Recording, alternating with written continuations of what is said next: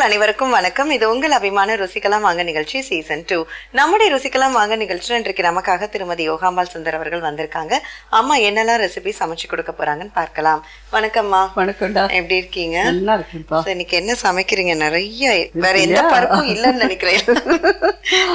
அதாவது பேச்சுலர்ஸ்க்கு வழக்கம் போல 1 பாட்ல சாம்பார் ரைஸ். Okay okay. ஃபேமிலிக்கெல்லாம் என்ன பண்ண போறோம்னா தவளை தோசை அப்படின்னு ஒன்று பழைய நாள்லாம் பண்ணுவோம். ஓகே. அது எப்படி பண்றதுன்னு பார்க்கலாம். ரொம்ப ரொம்ப நல்லா இருக்கும். ரொம்ப ஹெல்த்தியானதுமே இது.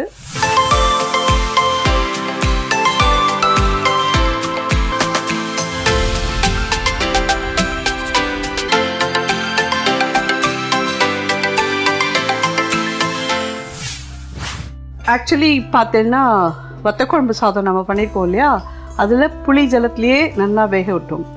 சாம்பார் சாதத்துக்கு அப்படி பண்ண முடியாது.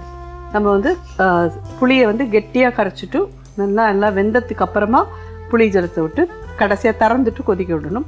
ஏன்னு கேட்டேன்னா புளியோடு சேர்ந்து பருப்பு வேகாது, அதனால. ஸோ நம்ம ஃபஸ்ட்டு இதில் எண்ணெய் விட்டுக்கலாம்.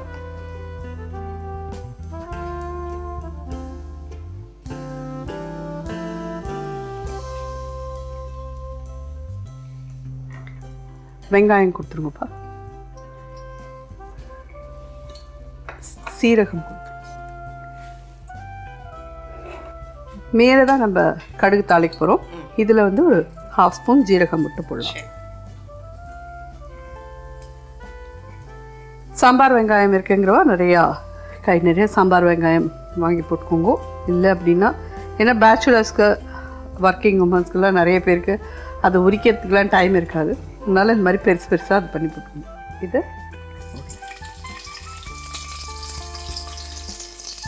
பட்டையும் கிராம்பும் மட்டும் ஒரு 4 கிராம்பு போடுறேன். 2 சின்ன துண்டு பட்டை போடுறேன்.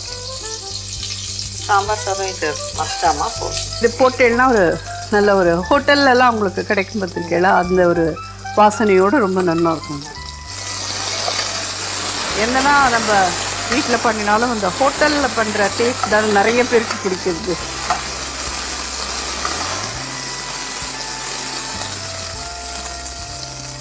மஞ்சப்பொடி 1/2 டீஸ்பூன் கிட்ட மஞ்சப்பொடி போட்டு, குழம்புத்தூள், சாம்பார் தூள், குழம்புத்தூள் என்ன இருக்கோ நீங்கள் அதை யூஸ் பண்ணிக்கலாம். சாம்பார் தூள் நான் ஒரு 2 டேபிள் ஸ்பூன் போடுறேன். இது கரிகாலா குழம்பு. நம்ம வந்து கேரட், பீன்ஸ், உருளைக்கிழங்கு, அப்புறம் வந்து முள்ளங்கி இதெல்லாம் ஆட் பண்ணுறோம். தக்காளி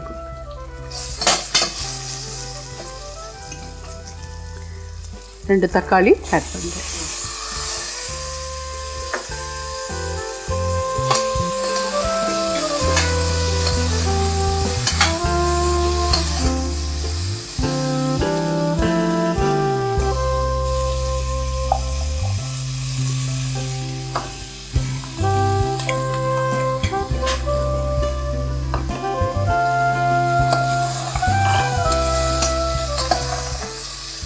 தனியா பொடி இருக்கப்பா.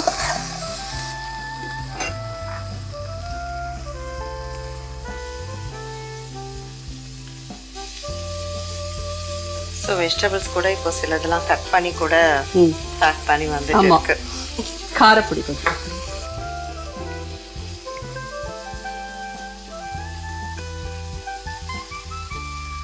ஒரு ஸ்பூன் கிட்ட போட்டிருக்கேன். ரைஸ் கொடுத்துருங்கம்மா.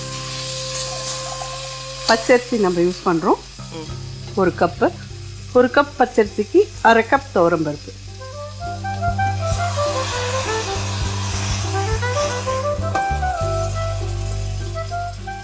ரெண்டுமே 1/2 hour கிட்ட ஊற விட்டுருவோம். சரி.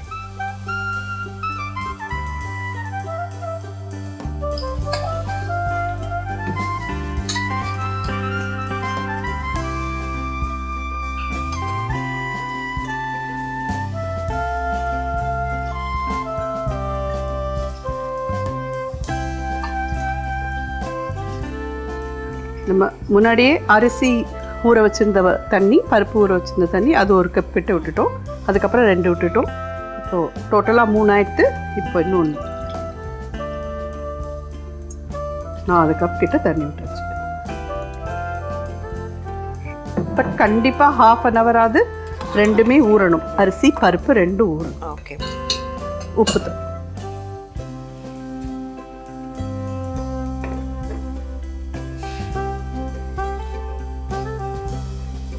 3 டீஸ்பூன் கிட்ட போட்டு.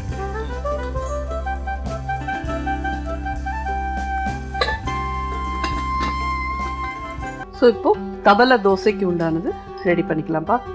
ஆனால் இந்த தவளை தோசைலாம் பழைய நாளில் நான் ஏதோ ஒரு சின்னதாக அது கொண்டு வந்திருக்கேன். நல்ல கனமாக ஒரு வெங்கல உருளியில் போடுவா. சரி.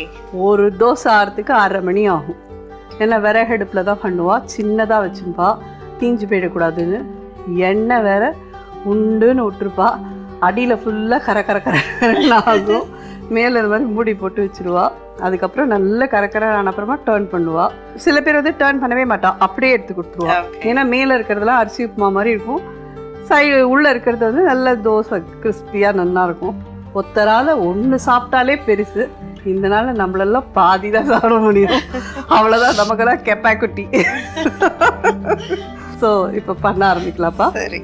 1 கப் பச்சரிசி நல்லா ஒரு 4 hours ஊறிருக்கு. 1/4 கப் புழுங்கரிசி, 1/4 கப் கடலைப்பருப்பு, 1/4 கப் துவரம்பருப்பு, 1/4 கப் உளுத்தம்பருப்பு, 1/4 கப் பயத்தம்பருப்பு. ஸோ இதில் முதல்ல அடியில் மிளகு ஜீரகம் ஆட் பண்ணிக்கலாம்.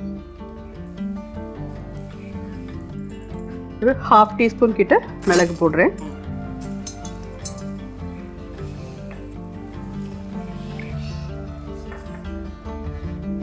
ஒரு 1 டீஸ்பூன் சீரகம்,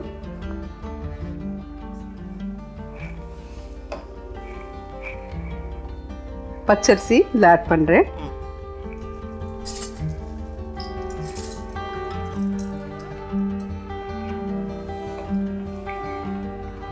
புழுங்கரிசியும் இதில் ஆட் பண்ணுறேன். ஓகே. இது தண்ணி விடக்கூடாது, கெட்டியாக அரைச்சி எடுத்துக்கணும். அப்போ தான் இது நல்லா கிறிஸ்பியாக வரும். ஓகே.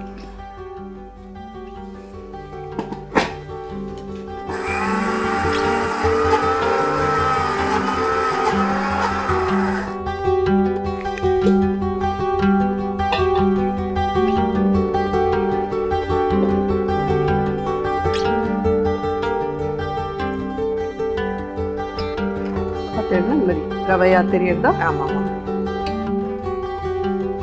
எல்லா பருப்பையும் ஒன்றா ஆட் பண்ணலாம்.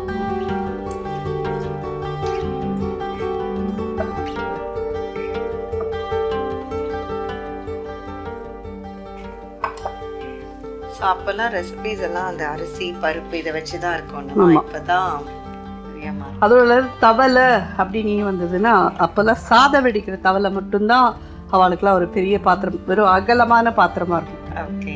அதுலேயே எல்லாத்தையும் பண்ணிடுவா. தவளை தோசை, தவளை அடை, தவளை வடை. அதனால அதுக்கெல்லாம் அந்த மாதிரி வாய் அகண்ட பாத்திரம் எதா இருந்தாலும் அதுக்கு வந்து தவளைன்னு பேர். இது வந்து ஃபர்மெண்ட் ஆக விடலை. நம்ம என்ன பண்ண போறோம்னா இதுல கொஞ்சம் தயிர் ஆட் பண்ணி,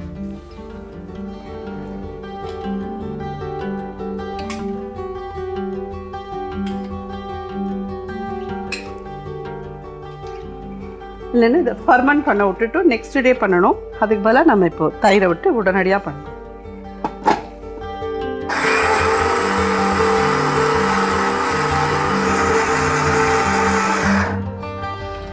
இதுவும் கொஞ்சம் ரவை கன்சிஸ்டன்சியில் தான் இருக்கணும். ஆட் பண்ணுறேன்.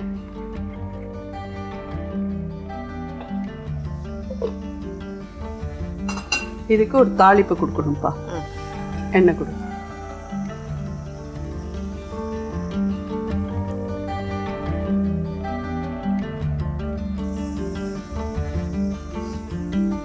கடுகு கொடுக்கணும். நல்லா ஒரு 1 டீஸ்பூன் கிட்ட கடுகு போட்டுருக்கோம். மிளகாத்தூள் கொடுக்கும். நம்ம இதில் வந்து மிளகு ஜீரகம் மட்டும்தான் ஆட் பண்ணியிருக்கோம். இது வந்து மோஸ்ட்லி எல்லாரும் பலகாரத்துக்கு எடுத்துப்பா ராத்திரியில். ஓகே. ராத்திரியில் இப்போல்லாம் இதெல்லாம் சாப்பிட்டா நமக்கு ஒத்துக்குமா அப்படின்னு கேட்டேன்னா சாயங்காலம் 6 மணிக்குள்ளே பிடிச்சிருக்கும். இந்த அளவில் நமக்கு வந்து ரொம்ப உடல் உழைப்பெல்லாம் கிடையாதுப்பா, எல்லாம் நின்றுண்டே பண்ணுறோம். மிளகாவத்தல் ஒரு 3 மிளகாவத்தில் கிள்ளி போடுறேன். நல்லா 1 டேபிள் ஸ்பூன் கிட்டக்க உளுத்தம்பருப்பு. இந்த தோசை வந்து வாத்துட்டு நம்ம சாப்பிட்றதே வெயிட்டிங் கரெக்ட் இருக்குன்னு கரும்பு இதெல்லாம் அந்த நாள்லேயே யோசிச்சிருக்கா. இது என்னோட இன்னோவேட்டிவ் இல்லை. 1 டேபிள் ஸ்பூன் கிட்ட போட்டு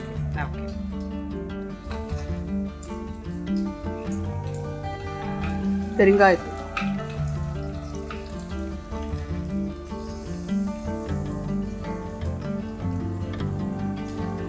நல்லா 2 டீஸ்பூன் கிட்ட போட்டுருங்க. ஏன்னா ஃபுல்லாக பருப்பு.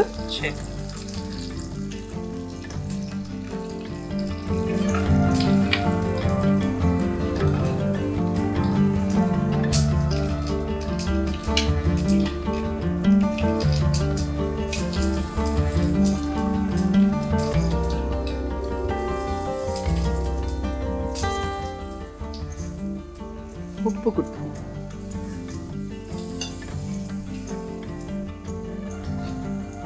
தவளை தோசைக்கு தேவையான உப்பு ஒரு 3 டீஸ்பூன் போடுறேன். கருவேப்பிலை,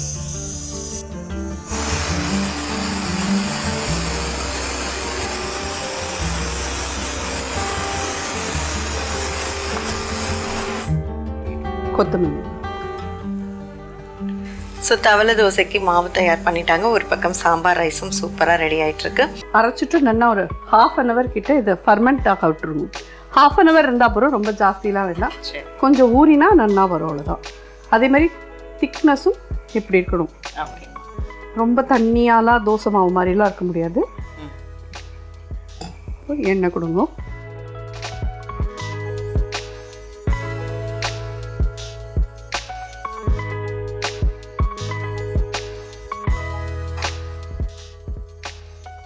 இதுமாதிரி வெயில் பச்சட்டியில் விட்டுட்டு நல்லா ஃபுல்லாக க்ரீஸ் பண்ணிக்கோங்க. ஒரு 3 ஸ்பூன் கிட்ட விட்டுருக்கேன். இது அடியில் நல்லா சூடாட்டும். பெரிய ப்ராசஸாக தெரியும் பார்க்கறது, ஐயோ இதெல்லாம் பண்ணணுமா அப்படின்னு எல்லாருக்கும் தோணும். ஆனால் இதெல்லாம் அவ்வளோ ஹெல்த்தியானது. ரொம்ப இது எண்ணெய் இவ்வளோ விட்டுருக்கோமே அப்படின்னா அது விட்டால் தான் அது வரும். நல்லெண்ணெய் விட்டு பண்ணிக்கோங்க. ஸோ இது எண்ணெய் சூடாகிட்டு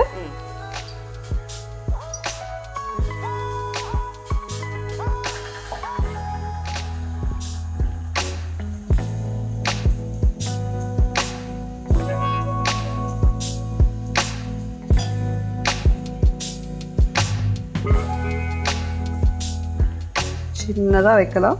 அதாவது மீடியம் ஹையில் வச்சுருவோம். சைடெல்லாம் உங்களுக்கு இந்த கிளாஸ் வழியாக பார்த்தாலே நல்லா ப்ரௌன் ஆகிடுதுன்னு தெரியும். அதுக்கப்புறம் டர்ன் பண்ணிட்டு எடுத்தேன்னா அடுத்தாப்பில் இருக்க எண்ணெய் இருக்கும், அதுலேயே இன்னும் கொஞ்சம் எண்ணெயை விட்டு பார்த்துட வேண்டியது. சரி, இதுவே சின்னதாக இருந்தது ஆறுது. மேலே ஃபுல்லாக நல்லா வெந்திருக்கு, பார்த்தாலே தெரியும் உங்களுக்கு. கையிலலாம் ஒட்டலை பாருங்க. இருந்தாலும் உங்களுக்கு இந்த சைட் திருப்பி காமிக்கிறேன். இருக்கா?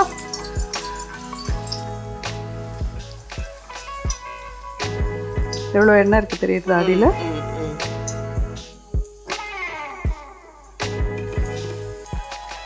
ஸோ இப்போ திருப்பி போட்டும் வேகணும்னா அவ்வளோ நேரம் விடணுமாம்மா? அகெயின் அது அட்லீஸ்ட் அந்த பக்கமும் அந்த அளவுக்கு கரகரன்னு வேணும்னா அப்படி பண்ணினா தான் வரும்.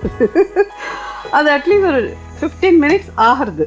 கொஞ்சம் பொறுமையாக தான் பண்ண முடியாது இருக்குது. நம்ம அந்த 3 ஸ்பூன் விட்டதில் நம்ம 2 தோசை பண்ணிட்டோம்.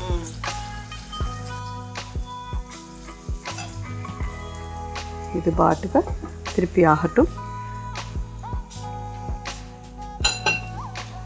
சாம்பார் சாதத்துக்கு நெய் கொடுத்துருப்பா.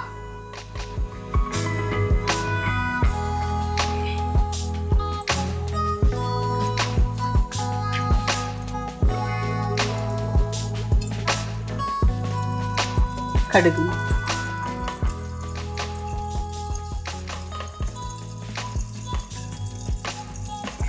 1.5 ஸ்பூன் கிட்ட கடுகு போட்டுருக்கேன். மிளகாவத்தல்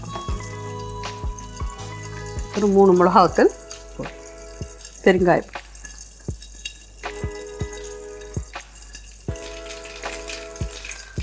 அடுப்பை அணைச்சிடுறேன்.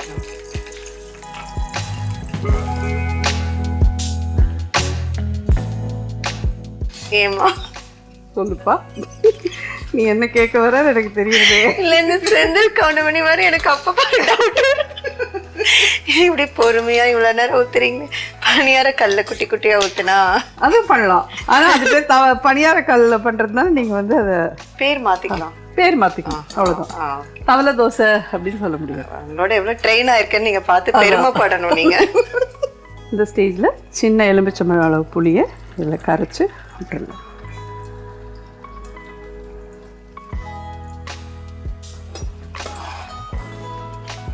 பட் நம்ம பருப்பு போட்டதுக்கான அடையாளம்லாம் தான் கப்பில் அது நல்லா அந்த மாதிரி ஊற வச்சுக்கணும். புளி இல்லாத தண்ணியில் அதை வேக விடணும். அதுதான் 2 டிப்ஸ் தான் அதுக்கு. இந்த ஸ்டேஜில் இதையும் இதில் ஆட் பண்ணி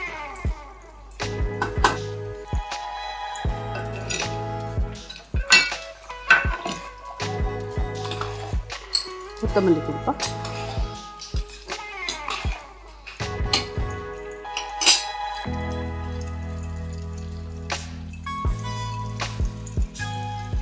ஸோ சாம்பார் சாதமும் ரெடி.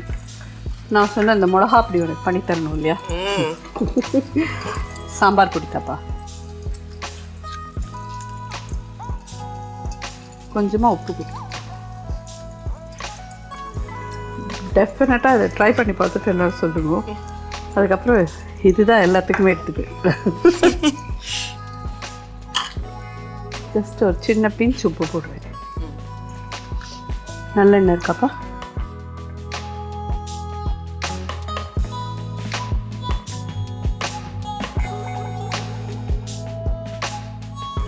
இது சாப்பிட்டு பார்ப்பா. தவளை தோசை. ஓகே, ஸோ இன்னைக்கு அம்மா வந்து தவளை தோசை ரொம்ப வந்து அந்த காலத்து ரெசிபி செஞ்சு கொடுத்துருக்காங்க. அண்ட் அதுக்கு காம்போவாக பார்த்தீங்கன்னா சூப்பராக வந்து ஒரு டிஃப்ரெண்ட்டான ஒரு மிளகாய் பொடி. இது வந்து நம்ம சாம்பாருக்கு மட்டுமே யூஸ் பண்ணுறது. அது வந்து இந்த அடைக்கும் தோசைக்கும் யூஸ் பண்ணலான்னு சொல்லியிருக்காங்க. எப்படி இருக்குன்னு பார்க்கலாம்.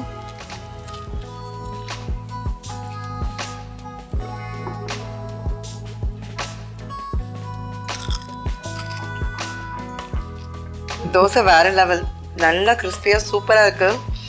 மிளகாத்தூள் சொல்லி ஆனும் நிஜமா இனிமே இட்லிக்கு கூட இது வந்து போட்டு சாப்பிடலாம். அவ்வளவு சூப்பரா இருக்கு. சான்ஸே இல்லம்மா.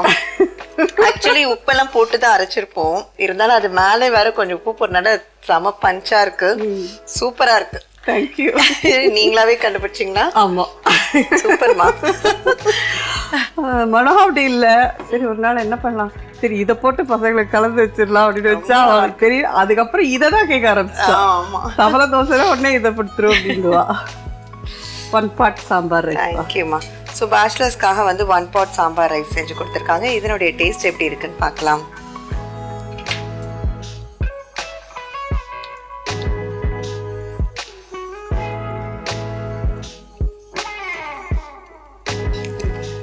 நெய்யில் தாளிச்சா கேட்கவே வேணாம். அதுவும் நீங்கள் செய்கிற அந்த கைப்பக்குவம் சான்ஸே இல்லை. ரொம்ப சூப்பராக இருக்குமா. ஸோ இதே மாதிரி 1 pot வச்சு வத்த குழம்பு ஒரு நாள் செஞ்சு கொடுத்துருந்தீங்க. அண்ட் இன்னைக்கு வந்து இந்த 1 pot சாம்பார் சாதம் இது எல்லாமே இப்போ வந்து ஃபேமிலி மெம்பர்ஸ்க்கும் யூஸ் ஆகுது செஞ்சு கொடுக்குறது. அண்ட் எஸ்பெஷலி இன்னைக்கு உண்மையிலே அந்த மிளகா பொடி ஹைலைட். தேங்க்யூப்பா. ஓகே வியூவர்ஸ், இன்றைக்கு அம்மா நமக்காக சூப்பரான 2 ரெசிபி சொல்லி கொடுத்தாங்க. நீங்களும் கட்டாயம் ட்ரை பண்ணி பாருங்க. மீண்டும் அடுத்த நிகழ்ச்சியில் உங்கள் அனைவரையும் சந்திக்கிறோம். இது ருசிக்கலாம் வாங்க சீசன் 2. நன்றி, வணக்கம்.